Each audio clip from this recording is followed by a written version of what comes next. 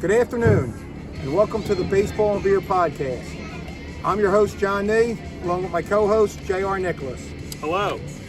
So today, folks, we're coming at you live from 2SP Brewing in Aston on Concord Road. Yep. Right here in Delco. Yeah, right in Delco. Good little brewery up here. Great spot. Big fan. Been here, we've drinking 2SP beer over the years. Real good place. We're out here on their deck today. Beautiful day. Yeah, beautiful day. They have a little thing going on tomorrow, a little Cinco de Miel for, I think... Cat rescue. Yeah, some kind of cat rescue thing. So if anyone's in the area, animal lovers want to stop in tomorrow, feel free. They do have a food truck that they have on Fridays and Saturdays. And again, great beer up here. Great beer. We're going to get after it here. Another good brewery we have here in Delco. Yes, Bob Barr. He's the man. So why don't you start us? What do we got here? We're gonna rock. So we got a couple pours because I skipped the stout for today. It's getting a little hot for that. We're drinking the Delco Lager. It's everywhere now. It's delicious, kind of like a Vienna lager. And after that, I'll tell you right now, we'll introduce a couple here. We're gonna drink the Pilsner, and then the Golden Lager Pony Boy. Oh, nice. So we'll get these three in, and then we'll dabble into the IPAs and the Pale, which is called Back and Forth. So yeah, let's dig on some cheers Delco to, Lager right here in Delco, Lager. Aston, PA. So cheers to a long day. We have the Phillies coming on today at 4:05, and to get after today. That's going to, followed by the Flyers tonight at 8 o'clock. Great job to the Flyers knocking off the Penguins last week and advancing to the next round. So let's jump into the Phillies here. So let's go for it. So, folks, after a disastrous start to the season, terrible start that saw the Phillies go 8-19 and fall 10.5 games behind the Braves, Dave Dombrowski finally decided to act, and about he time. Fired Rob Thompson. Yes, so, unfortunate. It's unfortunate, but Thompson deserves some of the blame here. I mean, I think like his his lack of small ball, not bunting, not stealing, kind of hurt this team a little bit when they're in a slump. You know what I mean? When you're do something different. We didn't do something different. He never does. We kind of rolled it out. Same juggling lineup, same positions, guys out of position, things like that, and no small balls. No small ball. I think is as far as him taking some of the blame.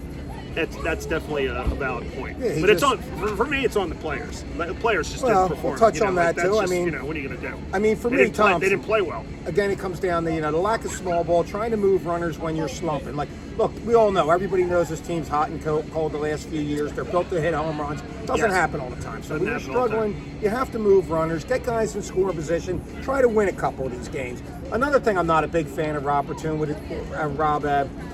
with his analytics was the platooning of Marsh and Stott, and then most recently Crawford. I don't like it. Has sat 7 games this year. So let him play. That was another problem for me. Batting Baum fourth is a problem. Baum is not a 4-hitter. No, he's not. And we'll touch on why that just doesn't, in a little bit. That's not just on Thompson there, but the platoons, the lack of small ball from managing, writing the lineup, Baum fourth. Crawford and Toner only having 1 steal each, which is still beyond me. Let them run. Let them play. Let them run. I mean, they're two of the probably in the top 10 fastest guys in this league. They have 1 steal each. So that to me all comes back to Thompson. Sure. And, And the management. Yep. Again, now, the players obviously bear some brunt here. It's their job. They're highly paid, a lot of them. Top 5 lineup in the Major League Baseball. They need to produce, and they didn't. And it cost their manager their job. It did cost Rob his job. And then another guy I would like to put the blame here on is also Dombrowski. Yes. He put this team together. It's his team. So a couple things didn't work out, Johnny. A couple things didn't work out. Now whether he put the team together and they're playing, they're underperforming right now. There's some validity to that. Right. They are underperforming. They're not playing 12. But for Dombrowski, there were some moves to me that just remain mind-boggling this year. Number one, the bungling of the Castellanos situation this off season that basically beat that up pretty good. It cost the Phillies $20 million. They let it be known that this guy was not going to be on the team, and then they tried to trade him, And nobody in their right mind's going to pick up that contract when they'll just wait for you to cut him, which the Padres did, and pick them up next for nothing. Now that forced, Dombrowski or Middleton. Maybe Middleton said, look, you already have the fourth highest payroll. Here's all you have to work with. So now he's forced to go out and get a Band-Aid in Adolis Garcia for $10 million a year, which basically makes it a $30 million right fielder that you're going to get, I think, like $5 million results. Because let's face it, folks, Garcia's better days are behind him. Okay, we'll hopefully you're wrong. He's a better fielder. I hope I'm wrong too. I'm going to drink to Garcia and try the Pilsner now, Johnny. If you want to hold off to your luck. Pilsner, and then we're going to go Pony Boy, the Golden Lager. So try this one right there. Very well, I will. Yeah. So another decision, folks. He locked up Aaron Nola for 7 years, and they let Ranger Suarez walk this year. Again, to me, Nola's going to be the next, Taiwan Walker, I believe. You're looking at a guy right here that looks like he's shot. So whether that works out or not, I don't know. Losing Suarez is a big disappointment to me. Yeah, it's looking bad now. With one other move.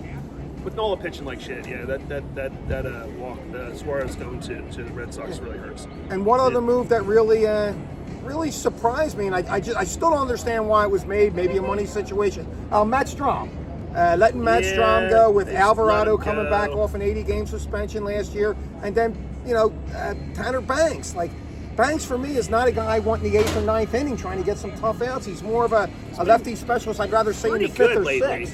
But, the game, he did serve up a home run when I was in Chicago. That game didn't go well.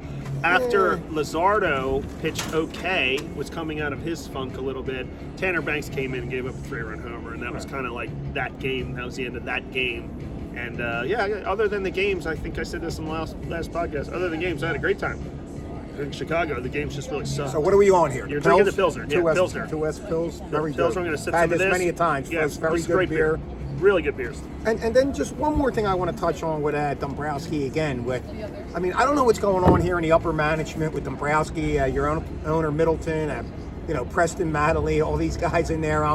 Now it comes out after Don Mattingly's named the manager that they had offered the job to Core and he turned them down. Yeah, it's this is really embarrassing, it's guys. A little silly. The way you've handled and bungled, Castellanos this year. We still don't know why they traded Strahm. And then now you bungle the same with Mattingly. We didn't get shit for Strahm. They got Bolin. Oh, okay. Richard Bolin, been a disaster. He's an ERA up in the 8s right now, and I think it stems from Strahm speaking out about Kakarin in the playoff game when he threw that ball home. Strahm said, "Well, what do you expect? We didn't practice that." To which Dombrowski immediately came out and said, "We did practice it." Strahm, I believe, came back and said, "Oh, maybe I wasn't there that day," and I think that kind of rankled the Phillies, thinking, "No, we don't just practice it one time. We do practices." I think we've seen Castellanos speak out, gone. We've seen Strahm speak out, gone. So maybe there's some validity to that as well. I'm not sure. But anyway, again, for me, Thompson takes a little blame here. Dombrowski takes some blame here, and the players, and in hindsight, maybe even Middleton a little bit here for, some of the, whether it's the money they spent or what happened with Castellanos and Strahm, I don't know. So yeah. What do you think? Really nice, huh? Yeah, I've had that before. Very good. I'm going to try the Golden Lager now before you get to the next point. All right, perfect. Let's do it. Know what we're Golden Lager. Pony Boy, right there. Boom. All right, that'll be my next one when we go. So anyway, folks, the Don Mattingly era has begun with a 4-game winning streak. So, when managers do get fired, we've seen this when Thompson came in for Girardi. The team went on a roll, and I think we're in a good 13-game stretch right now versus, we just swept San Fran. Let's win some games. 4 in Miami, and then we come home for 3 with the A's and 3 with the White Sox. I mean, that's a 13-game stretch for me where they could win 10 or 11 games here, folks, and get right back close to 500 here. Yeah, let's do it. And, we've seen some small ball with Mattingly already, which I like, moving guys over and, getting some runs in. Bunting so, for hits, too. Yeah. I mean, at this point for me, folks, look, there's 5 months left in the season. It's roughly 27 games a month. We went 8-19 the first 27. We're off to a 4-1 start right now in the next 27.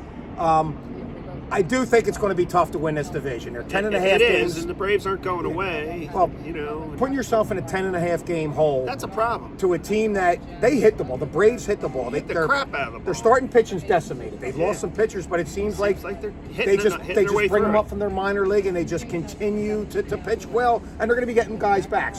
Spencer Strider's coming back soon, and they just promoted another kid up for this weekend. And I don't think the Braves are going away. I think they're a 90-win team. Good team. And the Phillies are going to be, they're going to have a really, I look at them right now, it's maybe somewhere right around that 88 to possibly 90 if they really play well. So I think the division could be lost. Wild card, obviously. The Reds got in last year with 83 wins. Philly's going to win more than 83 games, hopefully, folks, even on a bad year. So yeah, I think we're definitely in the mid to upper 80s, right? 90's a tough. Getting to 90 but it's wins like I said, I think they're still an 88 to 89 win team. Look, you have six months in the season. Like I said, 27 games a month. All they need to do going forward, they pull a 17-10 off this month, which they're on their way to, and they have the schedule to do that. Right. And then you just pull out a couple, a 16-11, a 15-12, 15-12, 15-12, and all of a sudden you got 88, 89 wins, and you're one of the wild card spots. Me and you have talked about this for years. After the start we had, I'll take it. And you know you know my feeling on the wild card. Just play. When you play baseball, folks, for 6 months, 6 days a week, I'm a big fan of just getting that wild card and not having the week off and trying to ramp it back up again. So for me, I'm okay with the wild card, folks. Get in there, come in playing hot at the time, and you go from there. So, that's where I feel where we're at, and I think we still have a good chance of getting it. Yeah, I don't see why not. Talk a little bit more about this couple of years. All right, so let's hold on, timeout, motorcycle timeout. All right, I think they're going the other way. No, wait, look this in. Hold on. We got a couple coming by. Wow, We got a little action in the background, folks. That's all. So it's biker day here at 2SP. maybe we'll cut this short a little bit, end this on a couple more beers that we're drinking here. Hold on a second. Hold on. They're leaving. They're going that way. Sounds like a chainsaw. We got something going on. But hey, we're gonna do the back and forth. This one right here. This is the pale ale. Really, really nice. Citra and Simcoe hops. I really enjoy this one. I think I don't know if I had it in cans, but I really like this. I'm probably gonna get a growler filled of this. Take a little there you go. See that, folks? A couple of beers forth. that we're drinking today here at 2SP. Again, great place in Delco. So, if you get a chance, maybe stop out tomorrow, stop out during the week, and check it out. They do have a food truck up here that they have, I believe she said, on Friday and Saturdays. So, Yep, always a food truck. You can bring your food or call in your food on Sundays. Holy shit, we got like the motorcycle. Yeah, we got something going on there. We got X Games behind us. Yep. It's the X Games. Well, on that note, folks, apparently we got a little, maybe a track behind us where we got some dirt bikers going. So we're going to cut this a little short today. All right, we'll talk. And maybe talk next time we'll try it inside, and we'll see you in another. this? We'll see you in another week or so when. We're gonna drink some big beers next. Hopefully we got the Phillies back closer to 500 or at 500, folks. Yes. And yes. Let's start with a nice Flyers win tonight, hopefully. Yeah, So, go Flyers. Go have Sixers. a great weekend and Go Union. enjoy. I don't know. Cheers, everyone. Cheers. That was loud as fuck for.